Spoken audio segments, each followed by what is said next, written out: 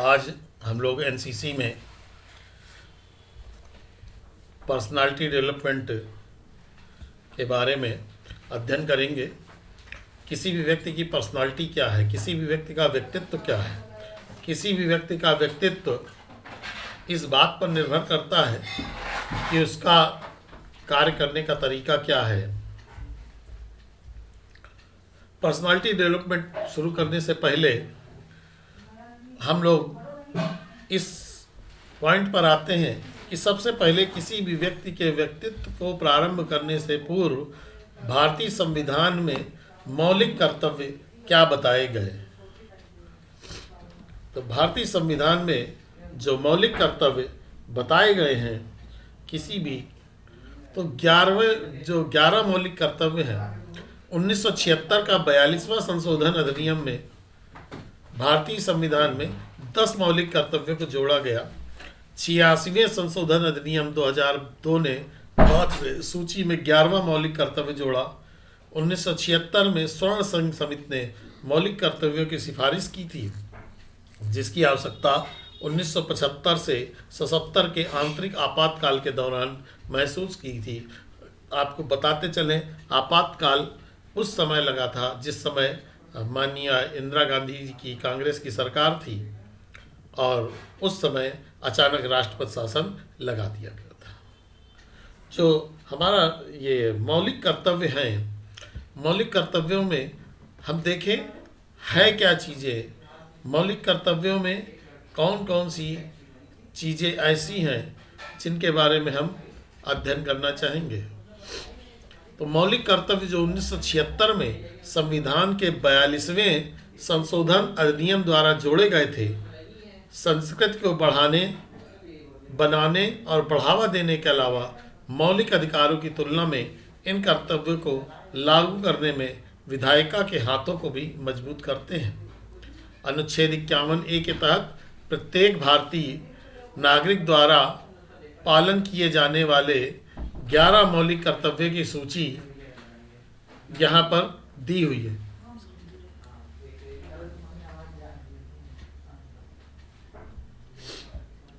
अब ये 11 मौलिक कर्तव्य हैं क्या हमारे। सबसे पहली चीज़ तो है कि संविधान का पालन करते हुए राष्ट्रीय ध्वज और राष्ट्रगान का सम्मान करना चाहिए। संविधान का पालन करते हुए, संविधान जो हमारा संविधान बाबा भीमराव अम्बेडकर जी द्वारा रचित है, उनके द्वारा लिखा गया है, उसका पालन करना हमारा मूल कर्तव्य है। तो उसका पालन करते हुए राष्ट्रीय ध्वज और राष्ट्रगान का सम्मान। राष्ट्रीय ध्वज और राष्ट्रगान के सम्मान के लिए कुछ नहीं, कोई बहुत कठिन काम नहीं करना होता।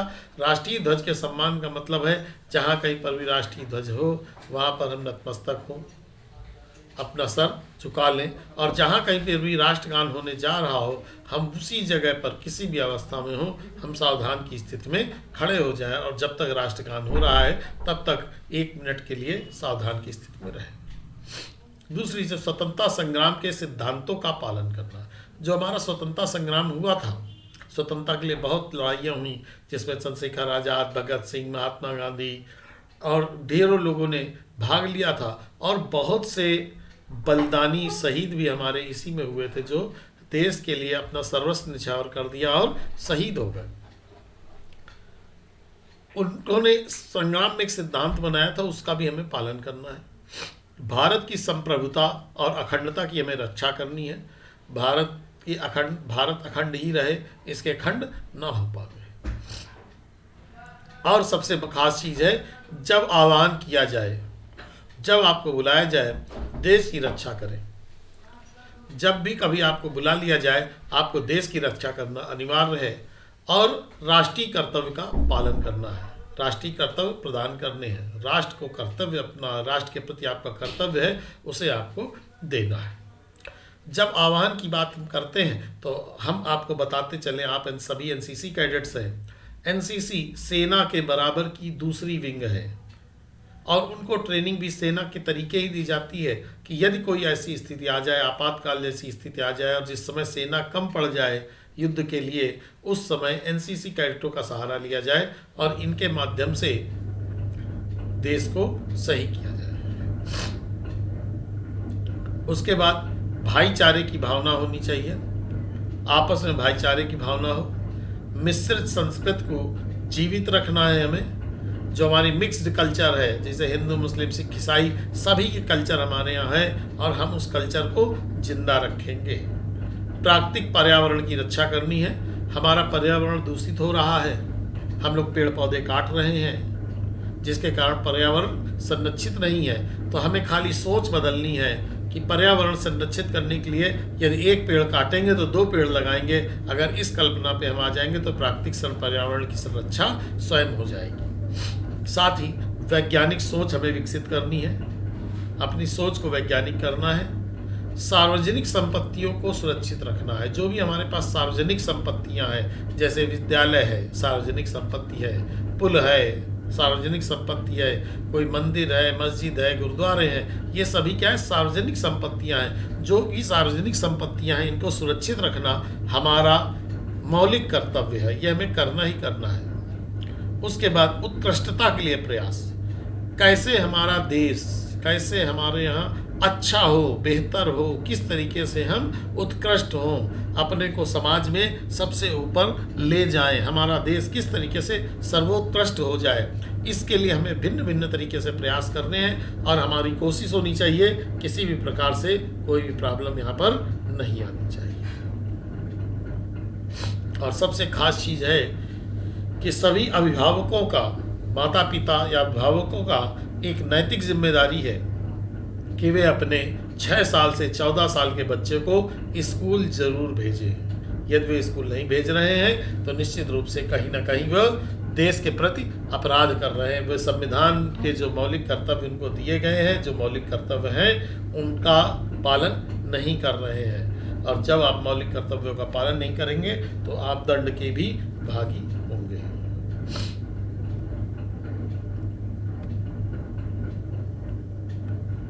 उसके बाद बात आती है राष्ट्रीय एकता क्या है, नेशनल इंटीग्रेशन। एकता शब्द क्या है? एकता को अगर हम देखते हैं तो एनसीसी का ध्येय सूत्र है एकता और अनुशासन। एकता का मतलब सब कुछ एक, अलग अलग कुछ भी नहीं। तो राष्ट्रीय एकता क्या है? जो हमारी राष्ट्र की एकता है। राष्ट्रीय एकता का अर्थ है राष्ट्र के प्रति प्रेम की भावना, राष्ट्र के प्रति प्रेम की भावना। और प्रेम की भावना कैसी हो? जिसमें जाति, धर्म, संप्रदाय, भाषा, संस्कृति सब कुछ अलग अलग हो, इसके अंतर को भूल जाया जाए, ऐसा कोई भी अंतर ना रहे। राष्ट्र के प्रति प्रेम की भावना जिसमें जाति, धर्म, संप्रदाय, भाषा, क्षेत्रवाद, भाषावाद, संस्कृतिवाद सभी को अलग कर दिया जाए और सबको एक माना जाए। राष्ट्रीय एकता एक राष्ट्र के निवासियों को एकता के सूत्र में हमेशा आबद्ध करती है। मतलब सीधी सी चीज़ है, यदि हम जाति भूल जाएंगे, धर्म भूल जाएंगे, संप्रदाय भूल जाएंगे, अपनी भाषा भूल जाएंगे, अपनी संस्कृति भूल जाएंगे। भूल जाने का मतलब ये नहीं है, लोग कहेंगे कि आपने भूलने का, हमने भूलने नहीं कहा। भूलने का मतलब ये है कि अगर भिन्न भिन्न प्रकार के 4 लोग हैं तो हम चारों लोग एक भाषा को फॉलो करने लगे। और जब हम एक भाषा को फॉलो करेंगे तो राष्ट्रीय एकता अपने आप मजबूत होगी।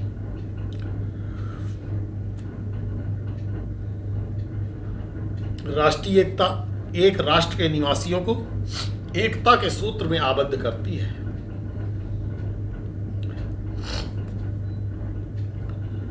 अब इसके साथ ही हम लोग राष्ट्रीय एकता के बाद बात करते हैं What are the aims of conducting NICs and SNICs?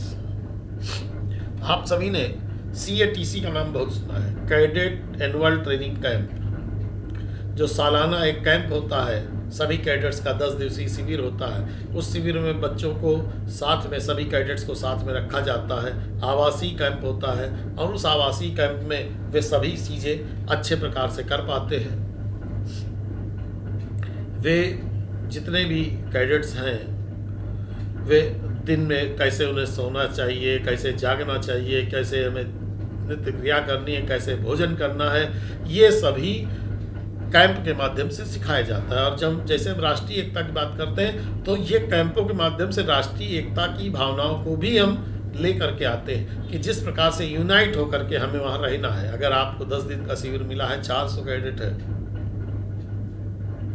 सबको एक साथ रहना है। तो उसी तरीके से जैसे कैडेट एनुअल ट्रेनिंग कैंप चलता है, उसी प्रकार से ये भी कैंप है, ये स्पेशल कैंप्स हैं, एनआईसी और एसएनआईसी। एनआईसी क्या है? राष्ट्रीय एकता शिविर, और एसएनआईसी क्या है? विशेष राष्ट्रीय एकता शिविर है। तो ये क्या है? ये जो दोनों कैंप हैं, ये कैंप देश की विविध भाषाओं को, भिन्न भिन्न परंपराओं को और धर्मों के बावजूद एकता बनाने वाली संस्कृतियों को की समृद्धि को, विरासत जो भी हमें मिली हुई है, जैसे हम जाते हैं आगरा का ताजमहल हमने देखा, तो वहाँ पर क्या, वहाँ की संस्कृति क्या है, वहाँ पर हमें क्या विरासत में मिला हुआ है,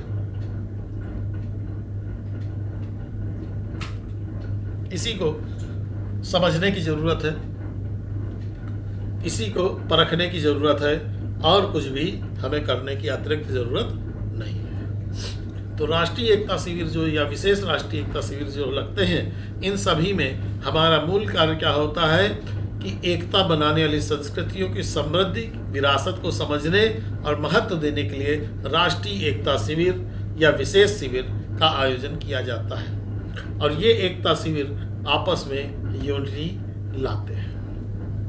अब एनसीसी की क्या विशेषता है? एनसीसी के जो कैडेट्स हैं उनके क्या विशेषताएं होनी चाहिए? हम पहले भी बता चुके हैं, फिर से बता रहे हैं। युवाओं में चरित्र, साहस, साहचर्य, अनुशासन, नेतृत्व, धर्मनिरपेक्ष दृष्टिकोण, साहस और खेल भावना तथा निस्वार्थ सेवा के आदर्शों का विकास कर उन्हें उपयोगी नागरिक बनाना, ये एनसीसी का कार्य है। ये एनसीसी का ही पूरा कार्य होता है कि वो किस तरीके से उपयोगी नागरिक बना रहा है।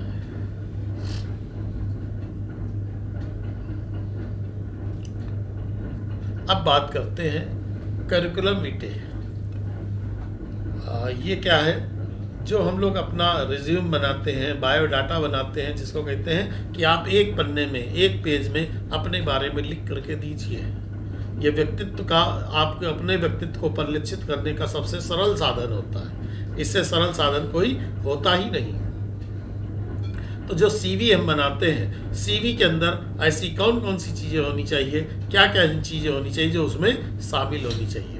सबसे पहले होती संपर्क जानकारी, या उसको अंग्रेजी में कहेंगे पर्सनल डिटेल्स।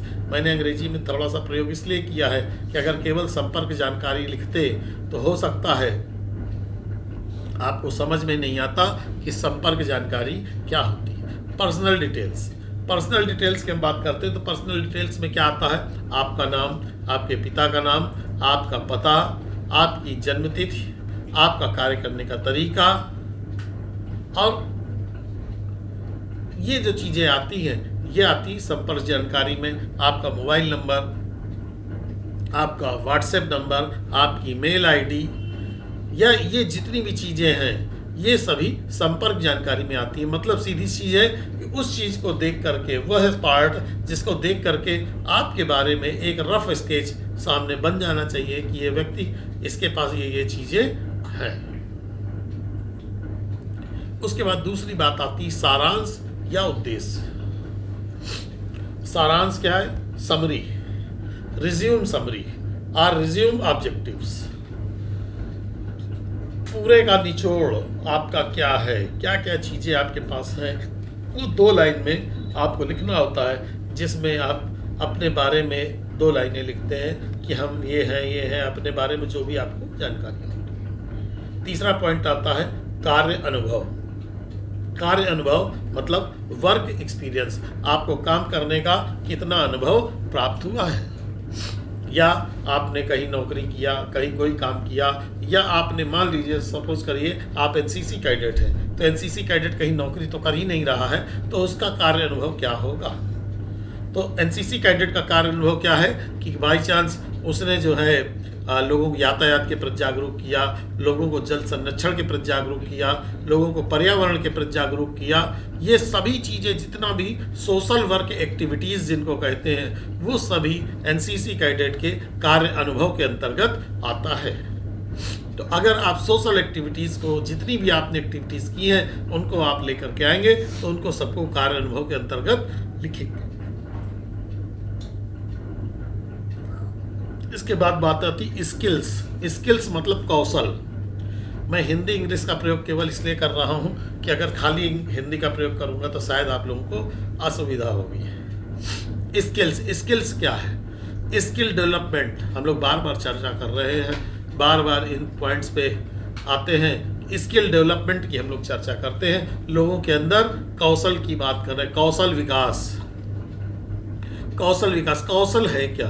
कौशल किसी आदमी का नाम नहीं है। कौशल आपके अंदर वह करने की इच्छा शक्ति है जो कुछ आप करना चाह रहे हैं। आज के समय में ढेरों संस्थान ऐसे हैं जो स्किल डेवलपमेंट्स की क्लासेस ले रहे हैं, और स्किल डेवलपमेंट में आप सभी को वो टेलरिंग भी सिखाते हैं, और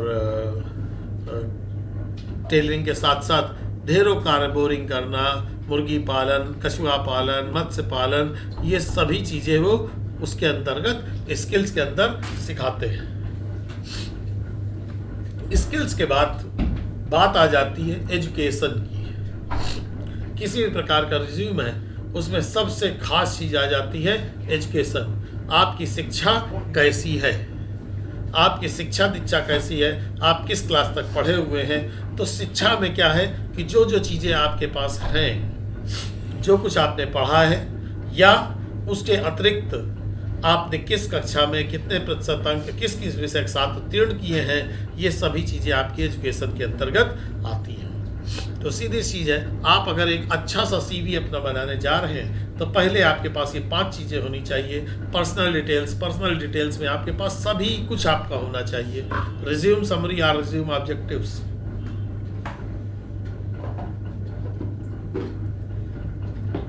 जो आपका उद्देश्य है उस उद्देश्य को आप लिखेंगे। कार्य अनुभव, जो भी आपने अभी तक कार्य किए हैं उनके बारे में 2 लाइन विस्तार से लिखेंगे। कौशल, स्किल डेवलपमेंट, तो स्किल जो भी चीज़ें आपको आती हैं, जैसे मान लीजिए सिलाई करना आता है, किसी को मुर्गी पालन आता है, किसी को अगर हम खेती करने की बात करें तो खेती करना आता है, किसी को मतलब कोई ना कोई एक्स्ट्रा एक्टिविटीज़ आपके पास हैं, वो सभी आपके कार्य कौशल के अंतर्गत आती है।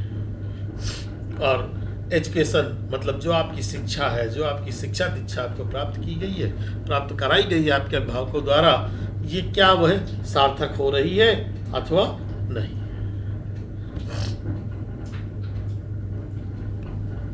अब बात करते हैं, इसके बाद हम अगले पॉइंट पर आते हैं कि अगर हम व्यक्तित्व की बात करते हैं तो आप अपने व्यक्तित्व में सुधार कैसे कर पाते हैं। आपको अगर अपने व्यक्तित्व के बारे में बात करनी है तो आप कैसे अपने व्यक्तित्व में सुधार कर सकते हैं। क्योंकि किसी से भी बात करेंगे तो कोई ये नहीं बता सकता आपके व्यक्तित्व में क्या कमी है। अपने व्यक्तित्व के लिए सबसे पहला पॉइंट है खुद को जाने। अपने को पहले समझिए, आपके पास क्या क्या है और क्या क्या नहीं है। पहले अपने बारे में आत्मचिंतन करें, आत्ममनन करें, अपने बारे में जानकारियां इकट्ठा करें। आपके पास ऐसी कौन सी चीज़ें हैं जो दूसरे के पास नहीं है, और आपके पास ऐसी कौन कौन सी चीज़ें नहीं हैं जो दूसरे के पास हैं। इन सभी के बारे में जब अध्ययन करते हैं तो कहलाता है खुद को जाने। डू योर सेल्फ, अपने बारे में समझिए। दूसरी चीज़ आती है अपने दृष्टिकोण में सकारात्मकता लाए। आपका जो दृष्टिकोण है, देखने का नज़रिया है, उसमें पॉजिटिवनेस होनी चाहिए, जैसा कि प्रायः नहीं होता है। आप किसी से बात कर रहे हैं तो उससे नकारात्मकता में बात नहीं करेंगे, उससे हम हमेशा सकारात्मकता में बात करेंगे। पॉजिटिवनेस कहाँ से आ रही है और वो किस तरीके से काम कर रहा है। तो अपने दृष्टिकोण में हमेशा सकारात्मकता लेकर के हमें, जिससे किसी प्रकार की कोई समस्या न होने पाए। एक विचार, हमारा विचार एक ही होना चाहिए। अगर आज हमने कहा है कि यह चीज़ सही है तो फिर उस पर हमारे विचार बार बार बदलने नहीं चाहिए। एक बार जिस चीज़ पे हमने विचार कर लिया, हमारा पूरा प्रयास होगा कि उस विचार को बदला ना जाए, क्योंकि विचारधाराएं जब बदलने लगती हैं तभी व्यक्तित्व खराब होना चालू हो जाता है। क्योंकि एक व्यक्ति की 2 विचारधाराएं किसी एक बिंदु पर नहीं हो सकती है, या तो अच्छी होगी या खराब होगी। उसके बाद है नए लोगों से मिलिए। जो नए नए लोग आपको मिले उनसे मिलिए, उनके बारे में जानिए, उनके बारे में समझिए, और जब सब कुछ अच्छा हो जाए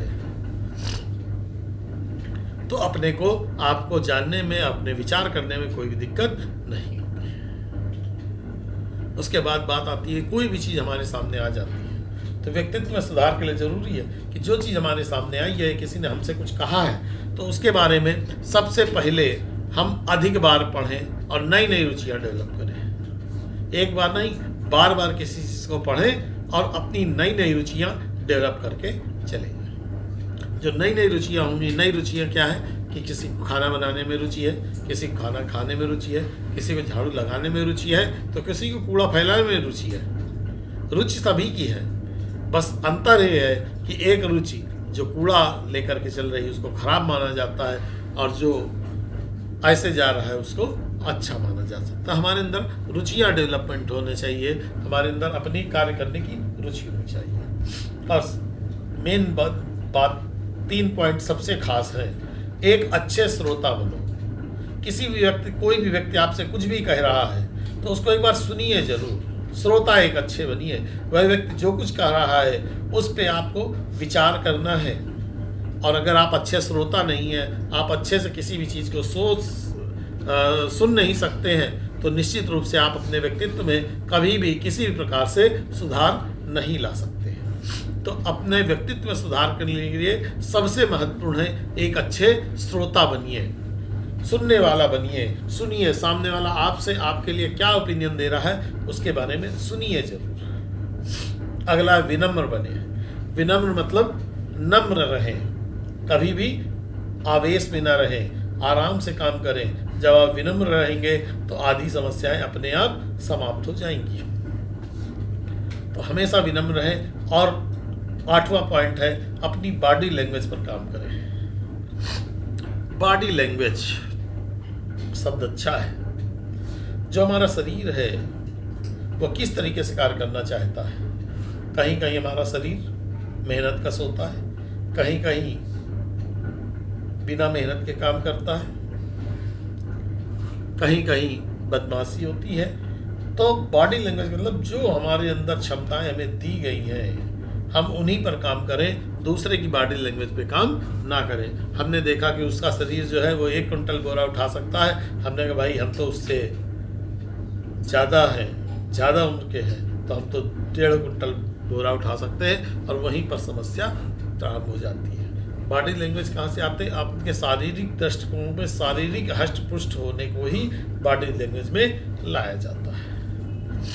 तो व्यक्तित्व में सुधार के लिए एक बार फिर से खुद को जाने, अपने दृष्टिकोण में सकारात्मकता लाएं, एक विचार, नए लोगों से मिले, अधिक बार पढ़ें और नई रुचियां विकसित करें। एक अच्छे श्रोता बने, विनम्रशील हो, और विनम्रशील के साथ साथ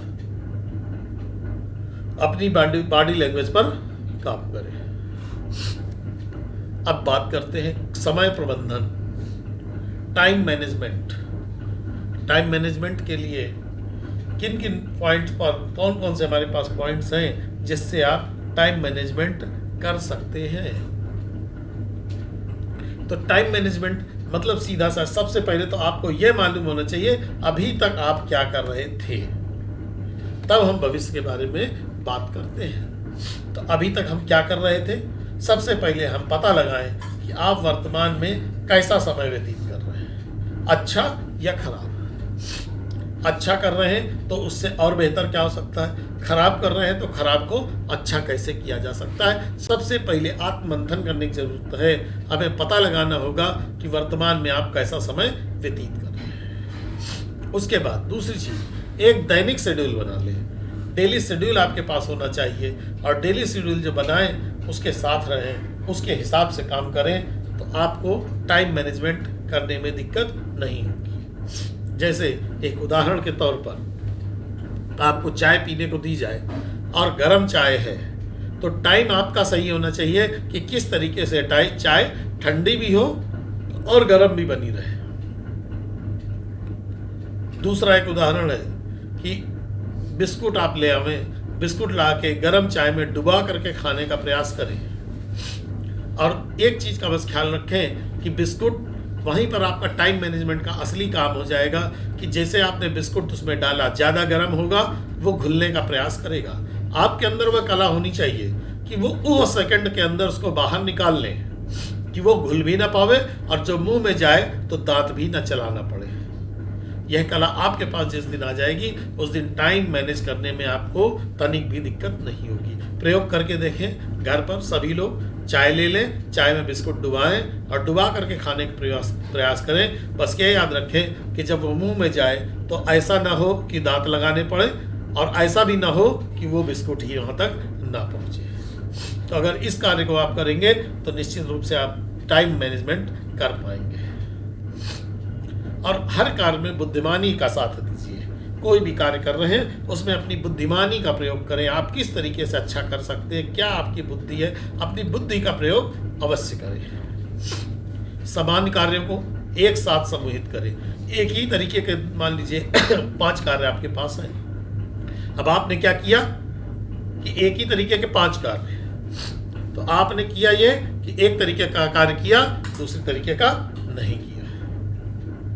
हमें क्या करना है, एक तरीके का कार्य आपने कर लिया, दूसरे का भी किया, तीसरे का भी किया, वो नहीं करना है। सब एक तरीके के कार्य की पहले हमने कैटेगरी बना ली कि यह कैटेगरी के एक तरीके काम, यह कैटेगरी के दूसरे तरीके काम, यह कैटेगरी के तीसरे तरीके काम। एक तरीके कार्यों का एक ग्रुप बनाया और ग्रुप कार्य करने के बाद हमने एक तरीके का काम किया और उस तरीके के जितने भी कार्य हैं वो सभी हो जाएंगे। तो उससे क्या हमारे समय की बचत हो जाएगी। मतलब सीधी सी समान कार्यों को एक साथ समूहित करें और मल्टीटास्क करने के ललक से हमेशा बचें। एक समय पर कई काम करने की कोशिश ना करें। और सबसे बड़ी चीज़ है, कार्यों के लिए समय सीमा निर्धारित करें। कोई भी कार्य आपको दिया गया है उसके लिए टाइम सेट कर लें। गोल आपका होना चाहिए कि यह कार्य 5 मिनट में होना है, कि 10 मिनट में होना है, कि 20 मिनट में होना है। आपका गोल निश्चित होना चाहिए कि आपको कितनी देर में यह कार्य करना है।